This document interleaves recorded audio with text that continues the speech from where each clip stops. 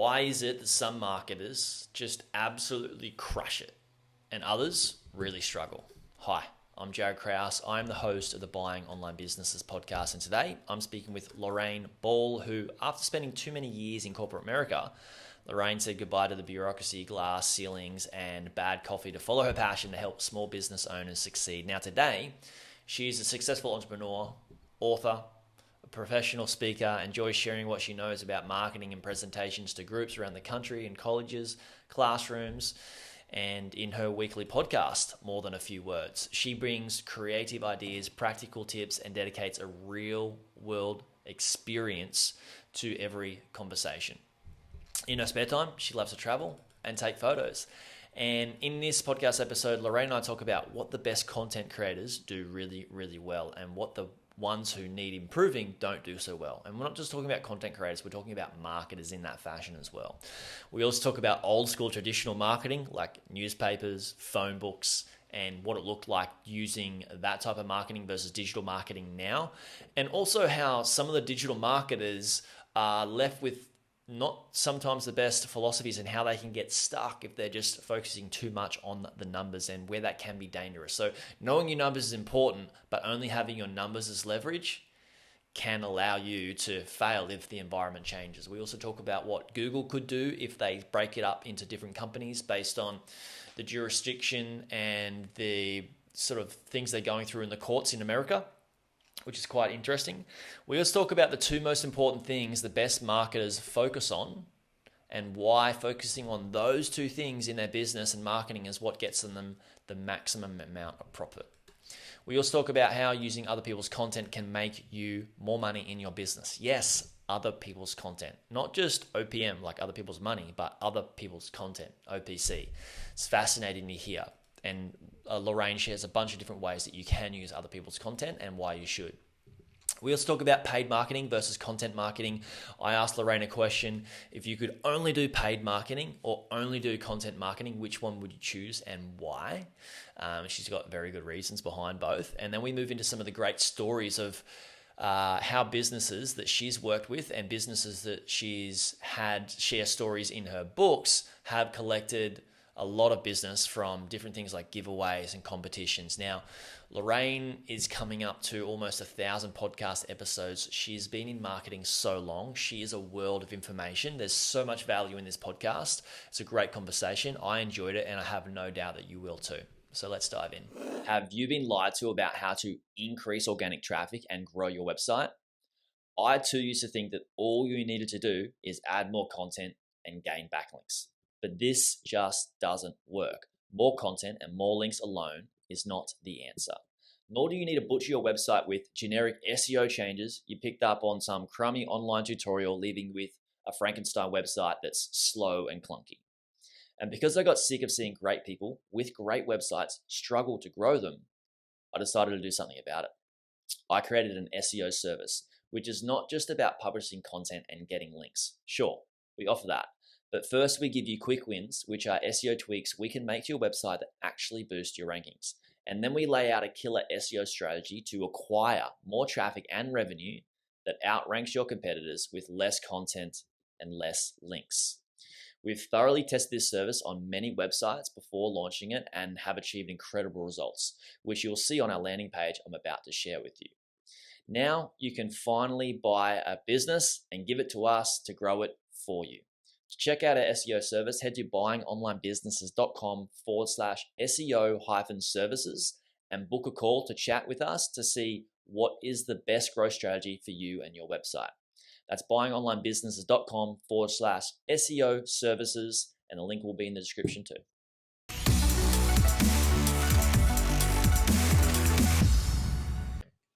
Lorraine, thanks for coming on to have a chat.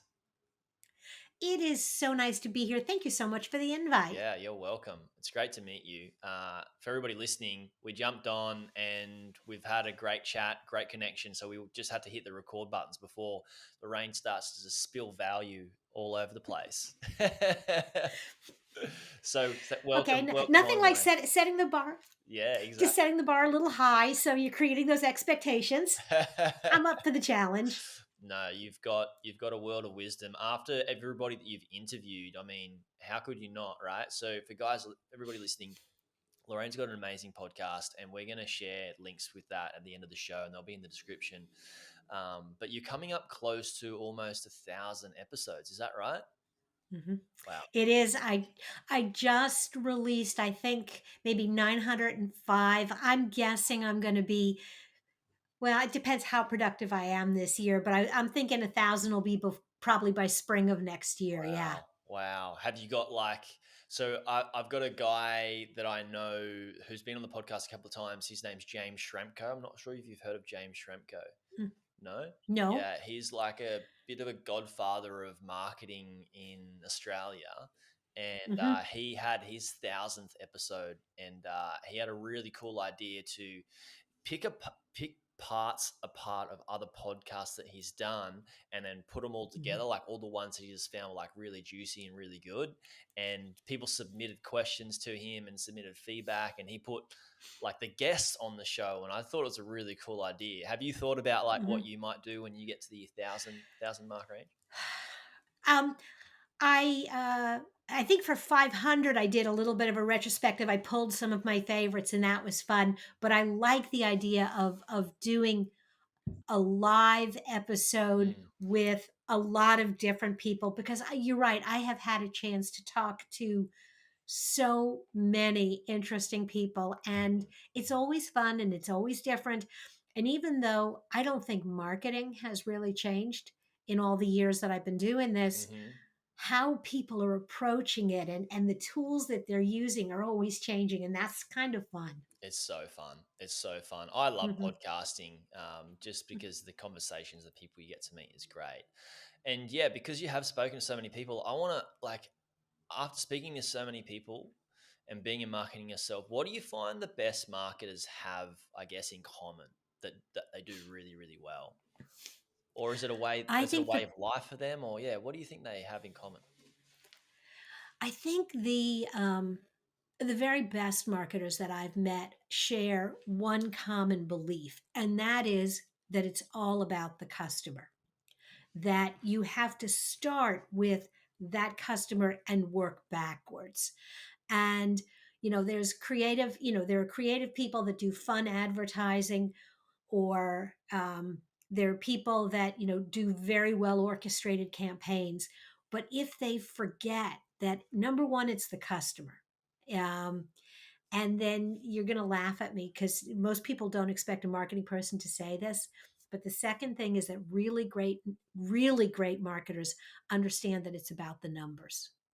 Because if you don't pay attention to the numbers, you end up with award-winning advertising that doesn't sell product. And I think that's the thing that I've loved about the transition to digital marketing is how measurable it is. Because you were kind of shooting in the dark a little bit before we had some of these internet tools. You'd be counting phone calls, or you'd have like five different phone numbers, and you'd be tracking, well, this phone number is only in this ad, and this phone number is only in this ad. And so where did the calls come from? And the internet has just made that so easy that any marketer that doesn't pay attention to that's really missing out. Absolutely. I consider myself very, very grateful, and I am very, very grateful that I came into marketing through digital marketing. And I've heard people do, and I'll shout out to James Schrampko again, and he talks about some, newsletter, email, not email marketing, just like letterbox marketing, and how that has come back in great ways. But also, I've heard people talking about, yeah, putting ads in the newspaper, and I just think like, how do you know what the ROI of that is? Like to the like decimal point, right? To the cent. It's so tricky. Well, and you know what? The truth is you didn't. I mean, Yeah. you accepted that marketing was imprecise. We did a lot of creative things. Australia, you guys have maybe a version of a book. We used to call it the Yellow Pages, Yes, and it we've was got the just same. a We've got the yellow giant, pages. okay, Yeah. giant phone book. And I had clients that had because of where their business was located. They crossed over multiple um, territories, so they had to be in multiple books. And what we did is we created a little code that went in each ad in each book. And when the phone rang and someone said, "Oh, I found you in the Yellow Pages," the first thing the receptionist would say is, "Really, if you can tell me the code that's in the ad, you'll save 10% on your purchase." Boom. So we were doing things like that that helped. It was still imprecise. And, along comes Google Analytics and web trafficking. And suddenly you're like, wow, I know exactly how many people came. And I know exactly what they did. Um, so it's easier, except now we have a generation of marketers that are addicted to those metrics, and you're starting to see things like from Apple where the privacy factor is going up, and maybe you can't tell where somebody came from, or you're not seeing as much information. And I think it's going to challenge marketers in the next 2 to 3 years to get very creative, just like we did back in the day, I love to that. figure out what's really working. Oh, I love that you're saying that, because it's kind of like I was thinking about this when I was out surfing this morning. There was a mother on the beach with her kids, or a bunch of kids out there, and she was directing them where to go to, like, the good places, like to where to catch the waves, like to the peak, right? Like the highest point of the wave where the most power is. And I was thinking, that's really good. It's a good cheat, but for that child, when their mother's not around, they're losing an education on how to read the ocean really well themselves. And with digital marketing, uh, we are blessed that we have these metrics, but as the landscape changes and we only taught in one area, we don't know how to. We may not, or those marketers may not, how to survive in that environment, right? Mhm. Yeah. I and it will change, and it'll change again. Mm, And we're seeing right now and this is really interesting here in the US. We're seeing the Justice Department is going after Google. And the last time they did something of this magnitude on the level of antitrust, they went after Microsoft and they won. And because Microsoft used to have all their software bundled with computers, and they had to stop mm, doing that. And the time before it was when they broke up AT&T, our phone company, into a series of smaller companies that led to just a tremendous amount of competition. So a lot of us are watching to see, how is this trial going to come out? Because mm, if the US tells Google they have to break up, it's going to ripple through the world, but it's going to change mm. search and advertising and information that's available, and metrics. So it's going to be something I think to really watch and figure out, if all this blows up, how am Wow, I going to run my business? wow, yeah. So how would you suggest, maybe, some, if they do break up, what are some of the changes that you would, you know, predict, maybe? Or, I mean, it's hard. It's really hard to know, but have you got Mhm. ideologies, or have people spoken to you about what they feel could look like? Or I think it's a little bit too early. I think they just started the trial, so it's hard to tell kind of where the Justice Department. I mean, yes, they think Google is too big, and they think Google is controlling search. Um, but having not seen all the arguments yet, it's kind of hard to get a sense. Um, ask me in a couple of weeks, and I may have a different opinion. Um, but I think that um, if businesses are smart, they are collecting multiple data. They're collecting data from multiple points to see if it's confirming what they knew. So, if you're losing your web traffic number, then start watching, are your downloads, when you run promotions, don't run the same promotion on 5 different platforms. Run 5 different promotions, and then when you find one that seems to be working, then try it on a different platform. But Mm, now you get a sense of, you know what, we promoted this online resource guide, and we promoted this online resource guide, and everyone loved this. Now, was that because we put it on LinkedIn, Mm, or was that because it was a better guide? And so you've got to do that A/B testing that moves beyond the simple metrics. absolutely. Absolutely. And the metrics of like conversions, I think a lot of people, marketers, are thinking about the numbers, like you say, and the conversions. And if the conversions are really high, cool. But the conversions of those people in their journey of their audience, how close are they to buying? Are they very far Mm-hmm. away but with high conversions versus like lower conversions but closer to buying and where they're at there in their journey? Which comes back to that philosophy that you were talking about before, is like, think about the user, think about your Mm-hmm. audience, think about what they want and where they're at. Because I, I think, I'm across numbers in my business, of course, right? I think every Oh, entrepreneur yeah. should be. But what's more important is like, I'll be prepared to give up a click through rate, a really high click through rate, if I know I'm going to run a different campaign with a lower click through rate. But in the end, people are going to convert and it's going to make the business more money because I understand where they're at in their journey and their buyer's journey, Mhm. right?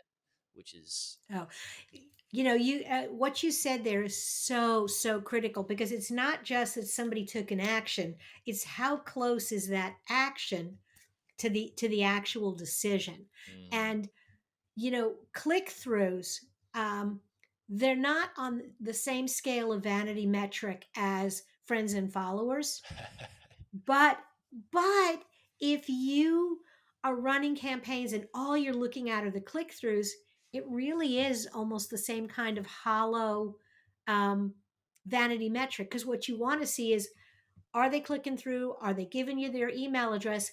But then also, once you have their email address and now you're continuing to follow up with them, what's the open rate, and what's the engagement rate of that campaign, and then what percentage of those people become customers? And it's kind of like a funnel, and if there's like holes in it along the way, and people are going to drop out, but how many get all the way through, and is that enough to make it worthwhile to have that ridiculously high click-through rate that you're paying for? yeah, exactly. And Because clicks ain't free, not anymore. no, no. And organic traffic is not typically free because you've got to create the content for it as well, right? So when you talk about the funnel, like say somebody goes through, this, they go through an opt-in and they go through some emails and then they get put into maybe an email marketing campaign, and then they go to landing pages and they might go through a sequence of landing pages or a video series or whatever it is. I think what people forget is that, well, I was speaking to actually my old sales guy, really good, made the business a lot of money, and he went out on his own and he's like, I need somebody to finish my funnel. And I was like, okay, what does the funnel need? And he's like, I don't know. I'm like, oh, that's so you've hired he hired somebody to do his funnel, right? And shout out to him. He's gonna laugh at this, and he won't mind me sharing because he's a student at heart. And he said, no, I just hired him to build my funnel because I know I need a funnel to put leads through to get them closer to the sales journey. I said, okay, so what part of the funnel is lacking? He said, well, on the landing page there's a section that needs to be done, needs to be worked on. And when my old funnel, he stopped working on it, the funnel guy, I don't know what that section is. And I say, okay, cool. So is this like a landing page? Where in the funnel? He's like, oh, it's a landing page. I'm like, okay, cool. So I just sort of coached him through how he could get that resolved and fixed with people Hmm. that he already had on his team and could use. Hmm. But that's the thing, is like, I think people are learning too fast and not being in the game. The real education comes from being in the game and copying those losses of like, I actually don't know how to build Hmm. a funnel and why do I even need a funnel, right? So like newspapers and stuff. What I feel is that sometimes people forget when they're doing marketing that all the content marketing they're doing that's costing them money, they're not banking that up as a cost towards their marketing when they're running paid campaigns. They feel that the paid campaigns, or they don't even know, they're not even conscious of it, that the paid campaigns are the ones that they should be measuring the ROI from. But how many marketers do you speak to that actually measure the total ROI on how much they spend on content marketing? Because this podcast, right, it's not for free. It costs a fair bit of money to edit, schedule, put out there, and make it great. And same with our YouTube videos and all that sort of stuff. So, do you find there's many marketers that add that cost of content into their campaigns when they're running ads as well? So I will tell you that there we go. The smart ones do. Yeah. So uh, we always, when we built the marketing budget, I always encouraged my business owners, if they were like, well, I'm doing it myself, so it's free. No, it's not free, because there's an opportunity cost. If you're spending an hour writing a blog post and 2 hours posting on social media, Yeah. that's and an email campaign, that's 3 hours you're not selling.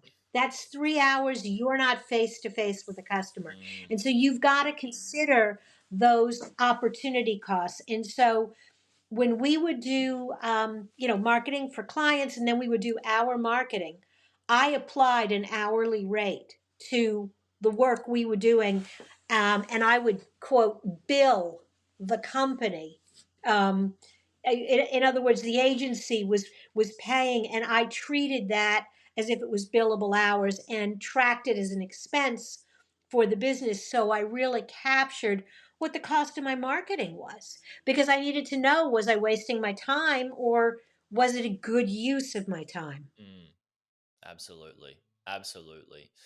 Uh, Also, I think what people don't understand is I learned this the hard way is when I first started in my business, I didn't really put any content out there, and I was just doing ads directly on Facebook, and we're getting leads in, and we're definitely selling and making great money. But it wasn't until I started content, like a lot of YouTube videos and a lot of podcasting, that became the vehicle for sales. So by the time people got on the phone after going through a bunch of the content, they'd opt into something, give us a phone number, stuff like that. By the time they got on the Mhm. phone, we didn't need to sell. Like they were already sold. They're just like, No. tell me the price and when do I start? There's so much Oh, value in that branding, right?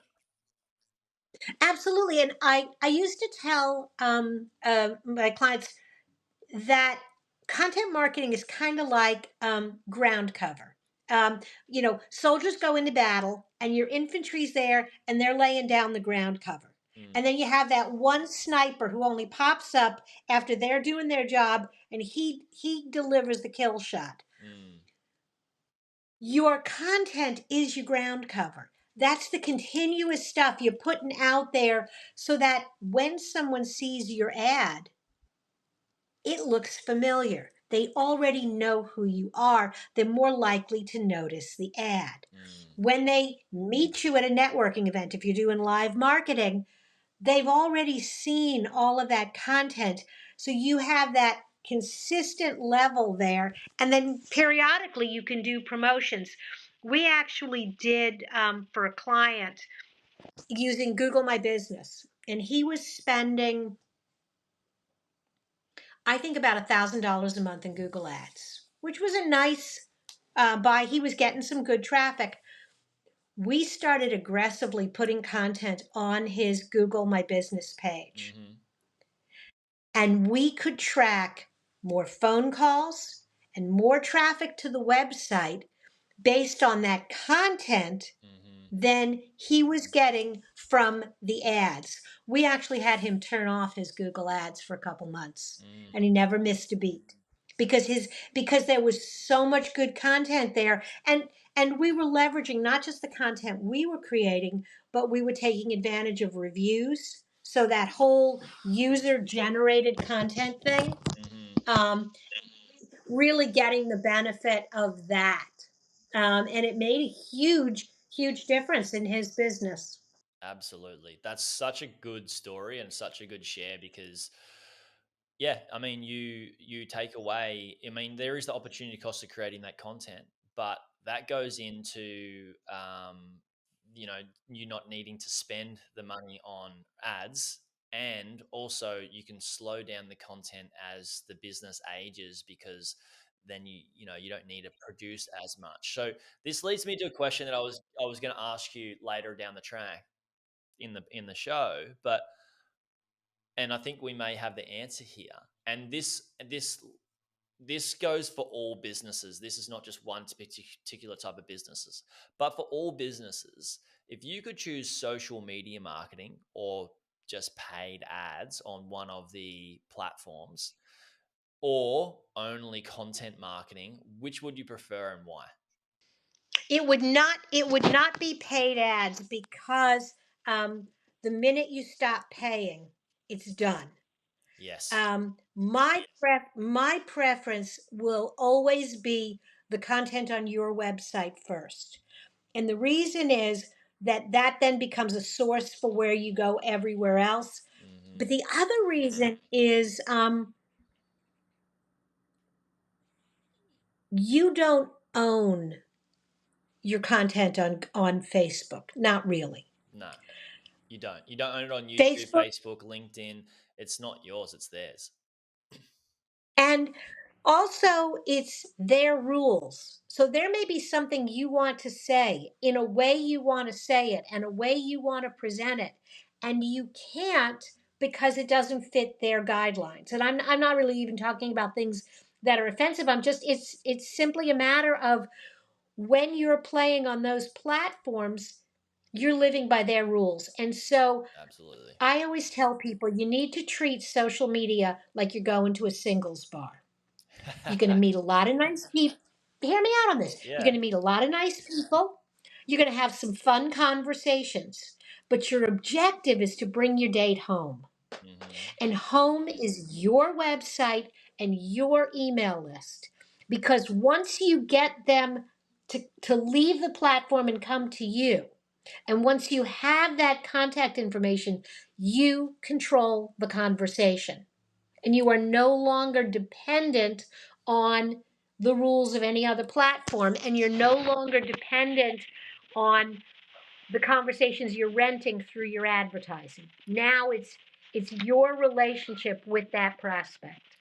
I love that you said that because there's so many people that are listening to this that are buying blogs or own content websites and they don't have an email list. So what they're doing is what you're saying is they're creating content to rent space on Google.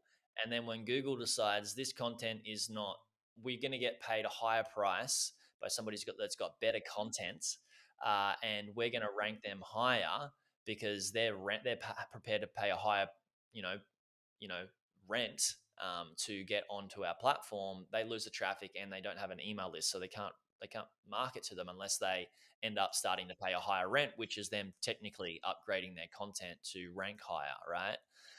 um, so what do you feel some of the best content marketers do really well? I think some of the best content marketers out there, number one, answer the questions that customers have. Mm, People go to the internet because they have questions, and they have different questions at different stages in the buying journey. And this sounds so simple, but we used to do this exercise with clients where we would sort of brainstorm with them, what are the questions people ask you all the time? And then maybe we would go to Google and you can type in the question and it'll give you like a whole bunch of other related questions. And so you oh, get this nice. whole list. And then we would go to their website and type that question into the search button. And you'd be amazed at how many times they had told us this is the most important question. This is the question we get asked all the time. And I can't find the answer to it on their website. So great marketers answer questions. Um, and they worry less about the individual keyword. They don't obsess about, oh, I've got to get this keyword in there. And they worry more about the answer because these days, I'm old enough to remember when you did what was called a Boolean search. Have you got your You'd go to hand over the Google. microphone? Oh, Oh, that's better. oh my God, no! I hope. There you go. Is that better? Yeah, yeah. I'm sorry. No, that's fine. And my ring light is I didn't stop to hook the phone into that, so I'm holding the phone. Um, Love it. love technology, but so with a Boolean search, you typed in furnace plus repair. Okay, Yeah. that's not how we search anymore. No. Now we go to Google, Siri, and we're like, "Hey Siri, why does my furnace smell funny?" Mm, And that's what they're typing into the search. And so your content can't just be stuffed with the words furnace repair, furnace repair, furnace repair. It's got to answer that really obscure question. I love it. Absolutely. And I think with a lot of people that do put out content specifically for on their website for Google, is they have the ideology that they know what questions are being asked because they're thinking about it. But to really know what questions are being asked, you need to go to Google to find out, the little FAQs, or not FAQ section, but like down the bottom, like related questions or related searches. They're the questions that people are actually asking, right? That you need answering. Absolutely. And there's a website, I think it's AskSocrates.com. You can type in your question and it pulls the data from Google and just generates this whole list in a, Mm, really searchable form. Um, the other thing, talk to your salespeople, have them go through their inbox and look at the emails that they have written to mhm. customers in the last 3 to 6 months. What questions are they getting asked? Yeah. What questions do the customer service people get asked? What questions do um, your installers and the people on the return desk, whatever it is? What questions do people have? And then um, start answering them. Uh, One of my favorite questions we got, you don't get asked this much but now, but in the beginning, as people were building their first websites, they were like, well, why do I have to have hosting and a domain name and why do I have all these different fees? And I had to explain to them that your website's kind of like a mobile home. You can park it anywhere, but you got to have a mobile home park where you get running water and electricity, and that's your hosting. And then your domain name, just make sure your mail follows you wherever you go. Hmm. Well, I got tired of telling that same story over and over again, so I wrote a blog post. And every time somebody asked me, you know what? I would send them the post. Love Well, it. then I noticed, looking at my data, that post was getting a lot of traffic Mm, because a lot of people were typing into Google, why do I have to pay for hosting and domain registration? love it. Yeah, it's a win for everyone, right? Like you make it easier for you, you make it easy for your customer service team, and you give people exactly what they want, and then they can choose the next step, like to work with you or to go down the route of like, all right, let's look at more of the content because she answered my question in a fashion that was like perfect. That's all I need. Uh, you talk about something really cool that I am absolutely fascinated about, and other OPM, right? Other people's money, it can help you grow your business. And you also say to grow your business, you also need a little bit of OPC, so standing for other people's content as well. Hmm. Please, please, please share what you mean by that. Other people's content. How do we need other people's content to grow our business? Because if I can get more of other people's content, sign me up. Okay, so first off, I am not suggesting that you run around the internet scraping other people's information. Hmm. But what you can do with OPC and cultivating that behavior is inviting your community to share their stories. Yes. And it's something as simple as the most common OPC is reviews. Hmm. The beautiful thing about getting someone to write you a review is they talk about your product or service, not the way you talk about it, but the way a customer talks about it. And they use words and language that other people will search for. So as you cultivate reviews, you're cultivating search benefit. But you can go beyond that. You can, um, contests are a wonderful way to get people, whether it's a photo contest. One of my favorites that we did, it was an optometrist, and he was opening up a children's practice. And we ran a contest that said, just share with us a picture of your kid wearing glasses. So moms are interested. And then the prize was, um, uh, when you play ice hockey, there's something called a Zamboni machine that smooths out all the ice so you can play well. Yeah. The guy was the optometrist for the local ice hockey team. He was giving away a prize. The kid would get to ride on the Zamboni machine. Cool. What mother is not going to want that for their kid? So we Absolutely. got 150 photos, and he was like, well, that's okay. I said, no, we're not done. Because in order to win, your photo has to get the most votes. And in order to vote, you had to give us two pieces of information: your email address and your zip code. Why the zip code? Because grandma don't live in Indianapolis, so she's not going to hire this optometrist. Yeah. But mom and her PTA friends do. Yeah. We got off that contest, I want to say we got 12 or 1,300 email addresses in his market area Amazing. that he could then target based on that campaign. Amazing. It's such a clever way to do it. Mm-hmm. Absolutely. Absolutely. And the other thing that you can do with other people's content is you can ask them, um, uh, oh God, potato chip. Lay's Potato Chips does this. They run a contest and you suggest a flavor. And the winning flavor they actually make.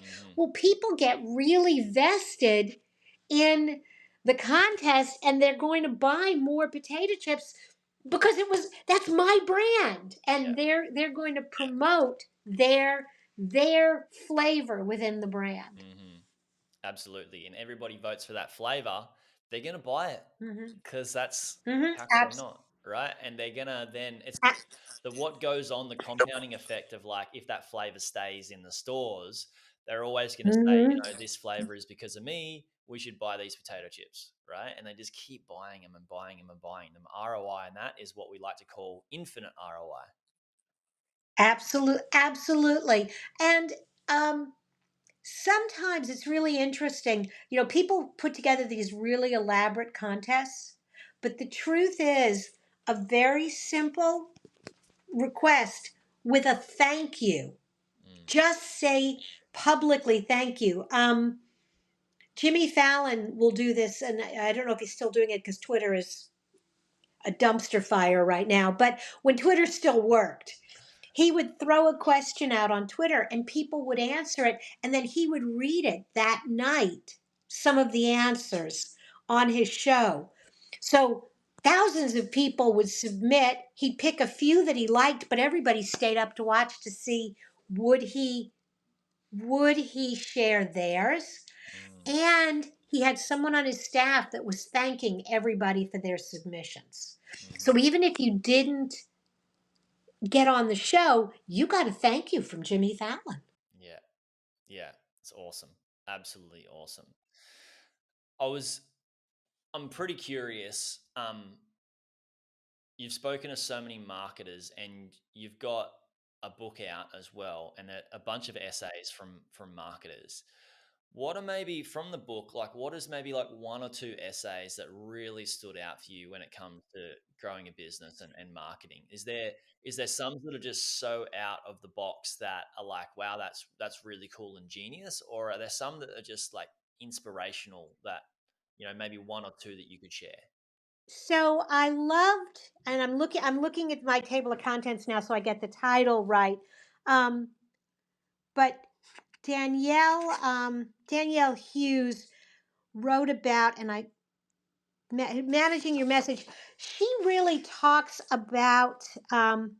Is this no? That's Lori. That's not hers. Um, Danielle's thing was about writing a bio that really reflected you. That for a marketer and is one of the things that is so important because it um, that's the introduction people have to you. That's and if the bio is too formal and then they meet you in person, they don't really know kind of who you are, and it does not work. It's just so important that the way you are in person and the way you are on your website is the same. Mm, mm, Kind of write how to write. I just found it. It's how to write the about page that attracts people to you and to your business. And she really stresses the personal, that it is a human. It's, you've got to make that human connection. And so if you're trying to sound very stiff and formal, it just doesn't work. I think that's one of my favorites. love it. Um, yeah, I I mean, love I it. love, like I said, I love all of them, but that one, oh, I'm going to do one more. I think Scott Flood's conversational copy is the key to connecting. He really, he's probably the best writer. He wasn't necessarily the best guest in terms of being a talker, but on paper, and then this is what he does for a living.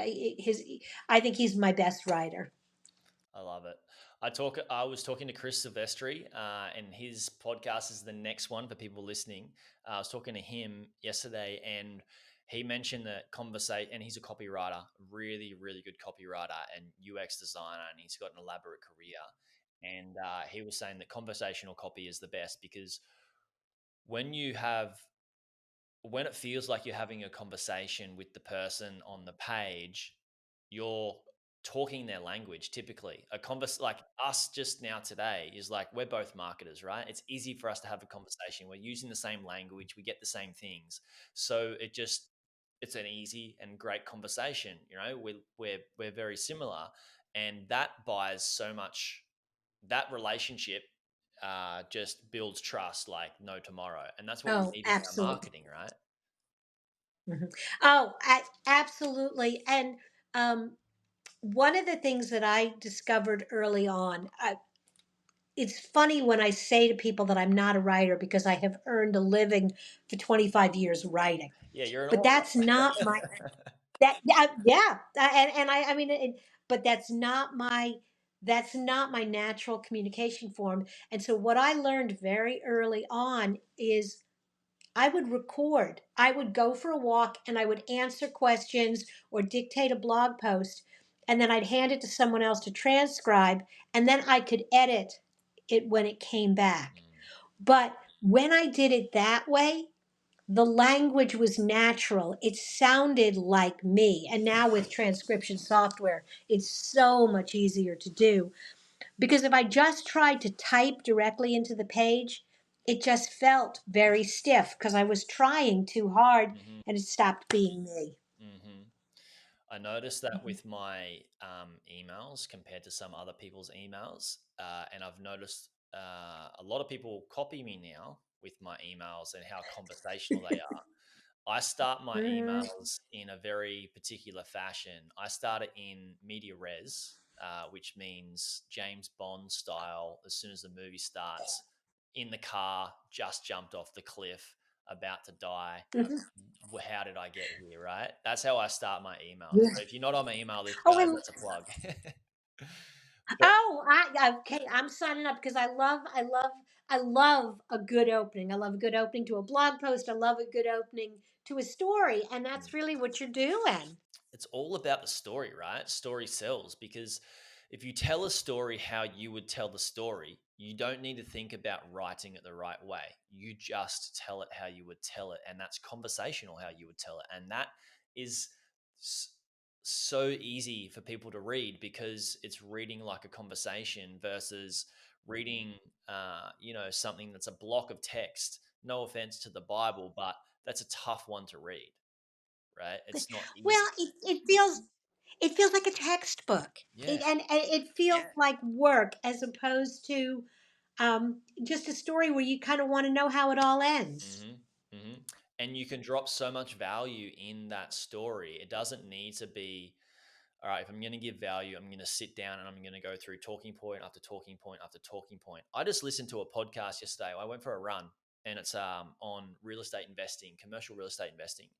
And I had been listening to one previously and they're very conversational.